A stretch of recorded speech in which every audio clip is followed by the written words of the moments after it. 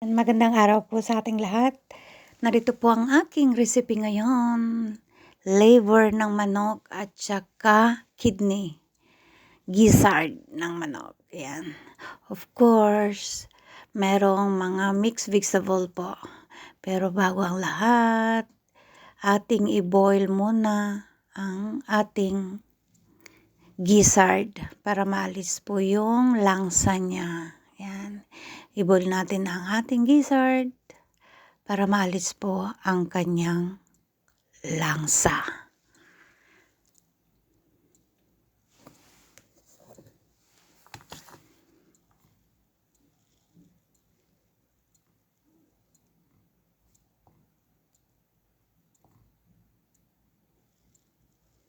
Ayan, of course, pagkatapos ng i-boil natin, isusunod natin yung liver. Kaya ako binoboil muna mga yan kasi medyo malangsa kasi frozen po ito. Hindi po siya fresh. Tsaka kahit fresh po ang mga gizzard at saka liver, talagang binoboil ko pa rin sila. Yan. Yan po ang liver ng manok.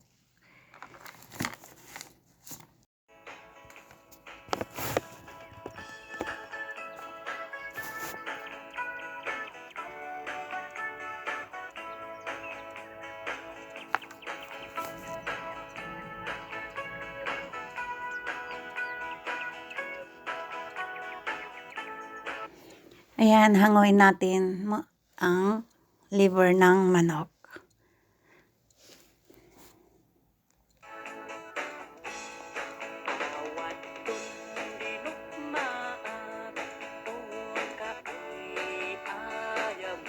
Yan, narito po ang mga ingredients natin. Tapos na po natin i-boil.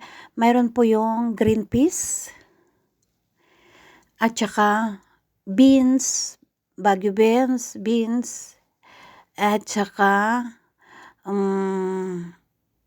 of course garlic at saka onion. Yan po ang kanyang ingredients. Yan. Hintayin natin kung paano ko lulutuin ang gizzards at saka liver. Of course, lagyan natin ng oil. Kahit anong klaseng oil, pwede. Kaya, wait natin kung paano ko niluto ang aking gizzard at saka liver. Of course, unahin natin yung bawang,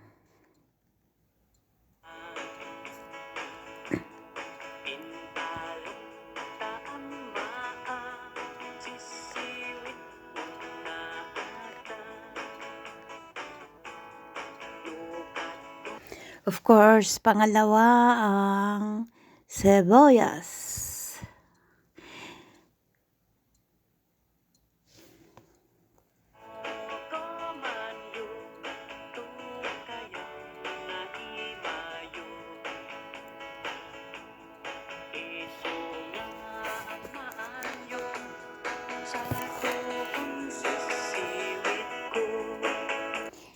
Ilagay na natin tong binoil nating gizzard para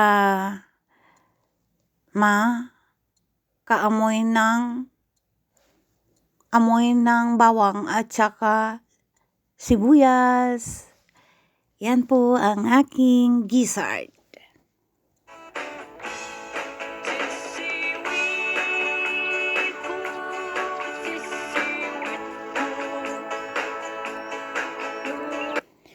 Isunod natin ang beans. Yan. Pasensya po talaga, hindi, baka sa next na first week of February, makabili na ako ng kawali.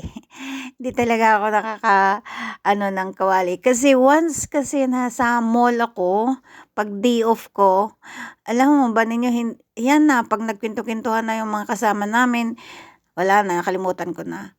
Oregano po yung nilagay ko kasi kaya ako linalagyan lagi ang oregano kasi para pampabango po. Yan, of course, soya sauce ang ilalagay natin.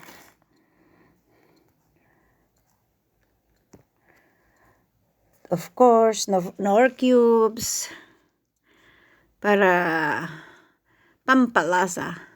Lagyan natin na ng tubig para maluto po ang gizzard at saka beans. Of course, takpan natin ng 10 minutes.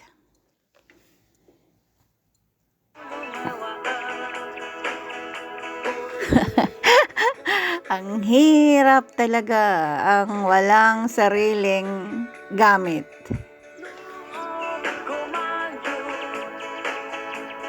Ayan. Ito po lahat po ng aking linuluto, yung sarili kong version po ito.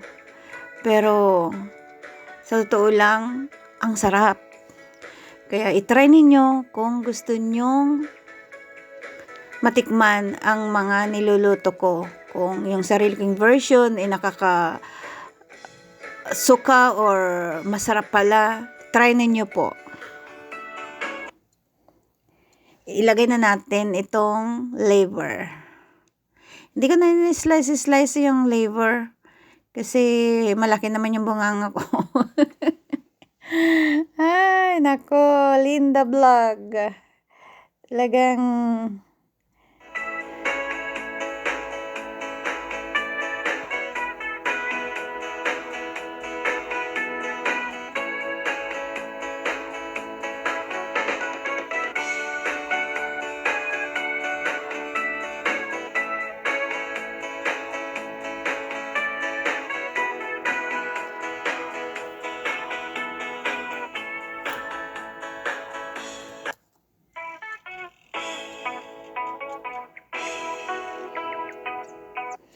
nilagyan ko siya ng vinegar instead na lemon. Pero okay na rin yung vinegar na ilagay ninyo lemon or calamansi or vinegar.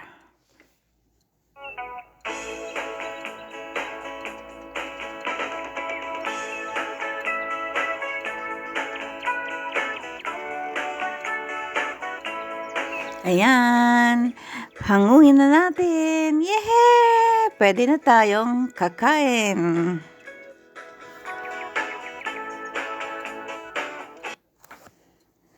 Diba? Oh, see, ito po yung sarili kong version. Kung gusto nyong gayahin, gayahin ninyo. Pero para sa akin, basta luto ko, wow na wow. Yan, of course, lagyan natin ng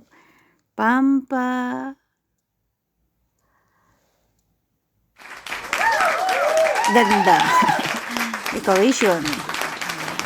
Salamat po sa mga sumisilip po sa aking munting channel. Diyos na lang po ang bahala po sa inyo.